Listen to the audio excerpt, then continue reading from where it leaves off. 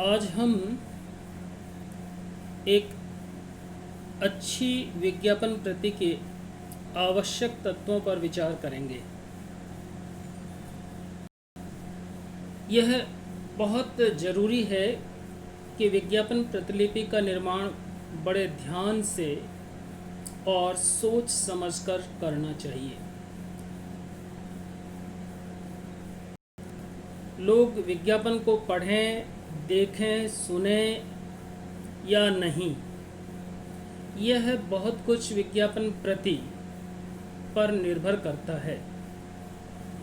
उसके खाके पर, ढांचे पर, संवाद और प्रस्तुतिकरण के तरीके पर भी। यह आवश्यक है कि विज्ञापन के निर्माण में कुछ तत्वों का ध्यान रखा जाए।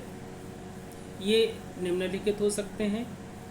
प्रथम, ध्यानाकर्षण तत्व, अटेंशन वैल्यू। सबसे पहले यह आवश्यक है कि विज्ञापन प्रतिलिपि आकर्षक हो, और यदि वह आकर्षक नहीं है तो लोगों का ध्यान खींच नहीं पाएगी और लोग उसे ना तो पढ़ेंगे और ना सुनने का श्रम करेंगे।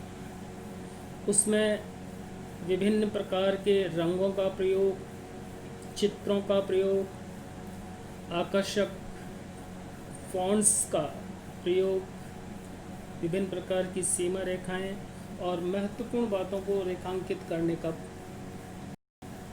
श्रम किया जाना चाहिए। यदि इसमें किसी तरह के छूट या फ्री गिफ्ट अथवा कूपन का उल्लेख है तो वह स्पष्ट रूप से दिखाई देना या सुनाई देना चाहिए। द्वितीय आता है सुझाव तत्व, जो कि बहुत महत्वपूर्ण तत्व है, और यह स्पष्ट होना चाहिए कि विज्ञापन से पाठकों, श्रोताओं या दर्शकों को क्या बताना है और यह विज्ञापन उनके लिए किस तरह लाभप्रद हो सकता है, क्या क्या लाभ उन्हें हो सकते हैं।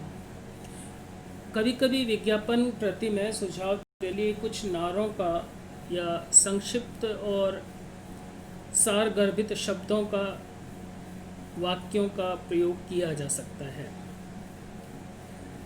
जैसे ग्लूकोन डी आपको गर्मी और थकान से बचाता है, लाइफ बॉय मैल में छिपे कीटाणुओं को धो डालता है, इत्यादि। तृतीय है स्मरण तत्व। यह आवश्यक है कि विज्ञापन प्रति को इस तरह का बनाया जाए कि लोग विज्ञापन को काफ़ी लंबे समय तक याद रख सकें। शीर्षक छोटा हो परंतु आसानी से याद रखने योग्य हो। बाटा के बूट, झूठ न लूट, ऐसे जैसे आकर्षक और संक्षिप्त।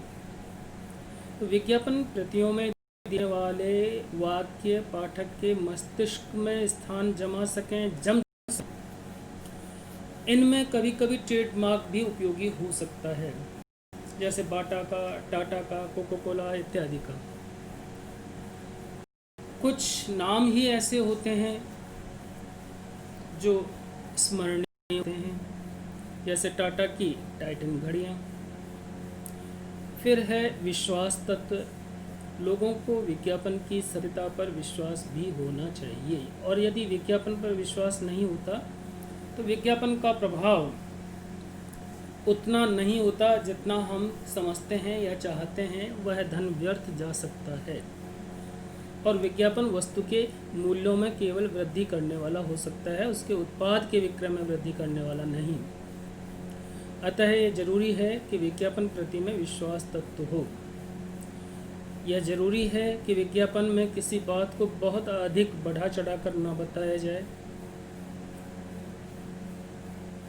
और कुछ ऐसे तत्वों को सम्मिलित किया जाए जो ग्राहकों को या उपभोक्ताओं को विश्वस्त कर सकें। फिर है भावनात्मक तत्व। विभिन्न जाति, धर्म, वर्ग के लोगों की भावनाएं और विचार अलग अलग होते हैं। आयु के, उम्र के, अवस्था के आधार पर भी विचार परिवर्तित होते हैं। अतः विज्ञापन का निर्माण करते समय इस तथ्य को ध्यान में रखना चाहिए कि किसी की भावना को ठेस ना पहुंचे। समानता का व्यवहार प्रदर्शित करने वाले विज्ञापन ही श्रेष्ठ विज्ञापन हो सकते हैं। जैसे खादी खरीदिए और स्वदेशी उद्योग को प्रोत्साहन दीजिए, ऐसे बहुत से हो सकते हैं। फिर है शिक्षा तत्व। विज्ञापन को पढ़ने से, देखने से, सुनने से शिक्षा मिलनी चाहिए। विज्ञापन में शिक्षा तत्व सम्मिलित करने से ऐसी वस्तुओं के विक्रय को बढ़ाया जा सकता है जिनकी विशेष मांग नहीं थी। इसलिए आजकल जब विज्ञापन किया जाता है तो उसके उपयोग की विधि लिखी जाती है और वो किस कार्य के लिए और कैसे उपयोगी हो सकता है यह भी बताया जाता है। किचन में काम आने वाली बहुत सी मशीनें और यंत्र, उनके विज्ञापनों में ये सारी विधियाँ लिखी रहती हैं और दिखाए जाते समय उनका प्रयोग करने की विधि और उसका परिणाम दिखाया जाता है।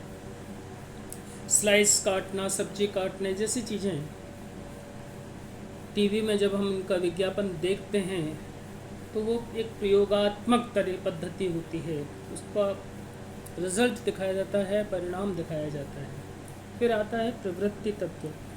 प्रत्येक व्यक्ति अपनी प्रवृत्तियों से प्रभावित होता है और विचार प्रवृत्ति से बनते हैं। तो विज्ञापन प्रतिलिपि मानवीय प्रवृत्तियों को प्रभावित करने वाली हो तो बेहतर है। विभिन्न प्रकार की प्रवृत्तियाँ हो सकती हैं, सुरक्षा की, खाद्य की, वस्त्र की, आखेट की, संचय की, पैतृक, कौतूहल इत्यादि।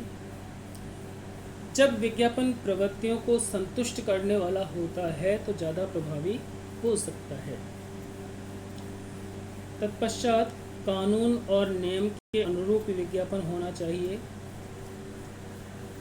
बहुत सी चीज़ों का विज्ञापन नहीं किया जा सकता और कुछ के साथ में कानूनी चेतावनी होती है। जैसे तंबाकू का सेवन करने पर कानूनी चेतावनी बहुत ज़रूरी है।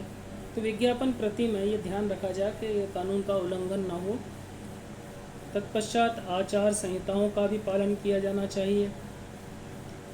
जैसे विज्ञापन दाता, विज्ञापन प्रकाशक, प्रसारक के लिए विशेष रूप से जो टीवी और रेडियो के प्रसारण के लिए ये ज़रूरी है कि वे आदर्श आचार संहिता का पालन करें और इसी के लिए आचार संहिता का निर्माण भी किया गया है, तो उसका भी ध्यान रखा जाना चाहिए। तत्पश्चात है गौरवशाली। अगर विज्ञापन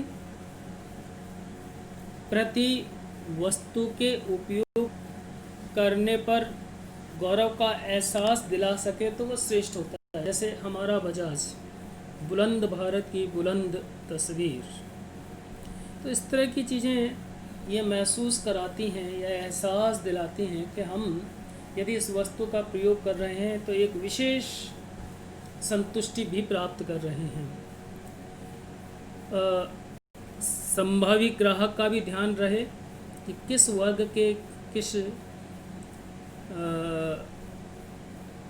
लिंग और शिक्षा स्तर के ग्राहक के लिए हम विज्ञापन कर रहे हैं, उसकी सांस्कृतिक परंपराएं क्या हैं इत्यादि।